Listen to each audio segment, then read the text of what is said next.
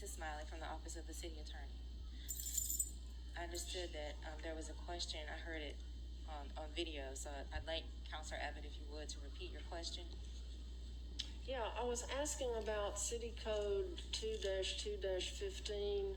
Back when Councilor Austin was our president, we passed an ordinance 16-237 that says that every item must come out of committee unless it's waived by unanimous consent. So I'm just asking if we are in compliance right now with what we're doing, since we had an addendum and nothing came out of the committee. Thank you, Counselor. If I may start my response by indicating that it's my understanding that the item you're considering is the budget, and that according to City Code Section 2-2-3, typically items that are going to be included on the regular budget must be submitted by Wednesday at 5 o'clock, unless approval has been obtained from the City Council President for inclusion of those items on the agenda as an addendum. And it's my understanding that this item was approved by the Council President to be included as an addendum. And so for that reason, unanimous consent is not required to consider the addendum item.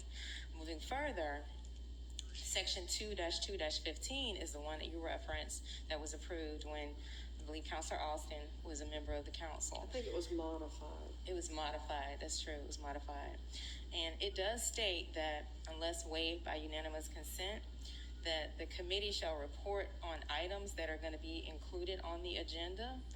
And what I have observed is that usually matters do go through the committee process as required by the code, but there have been instances where that committee process has not been followed and the unanimous consent vote has not been taken by the council. It's not unusual for that to happen. And so in instances where it does not happen, I refer you to City Code Section 2-2-16, which deals with the incontestability of duly adopted legislation. And if I may, I'd like to read a portion of that provision to you. It states that no ordinance, resolution, or action duly adopted or taken by the City Council shall be held to be invalid because of the failure of the City Council to comply with or abide by any one or more of the provisions of this article. If the ordinance, resolution, or action would otherwise be valid under the laws of the state, but for the provision of this article alleged to have been violated or ignored. Okay, so you're saying that it's okay for us to ignore it because we've ignored it in the past. So this part of the city code is invalid now? No, I didn't say anything in the city code was invalid. I just said that under 2-2-15, is it invalid because we haven't obeyed it? Oh, no, ma'am. I'm not saying that it is invalid.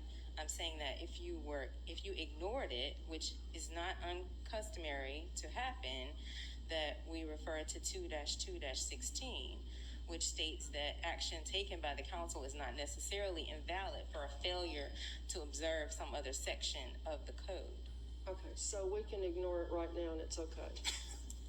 That's what you're saying, right? I mean, yeah, we can ignore it now and it's okay to ignore it because we've ignored it in the past, right?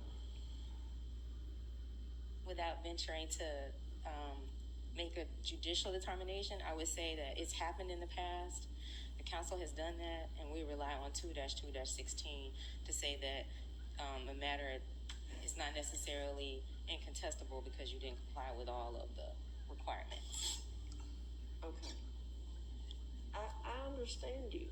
It's okay to violate it because we violated it in the past. Not just because you violated it in the past, but because there's a section in the code that says your actions do not become invalid just because you didn't observe all of the requirements in the code. Okay, so it's okay. I understand. Rules as you go. Yeah, go with the flow. Okay, well, I just wanted to confirm. Okay. All right. So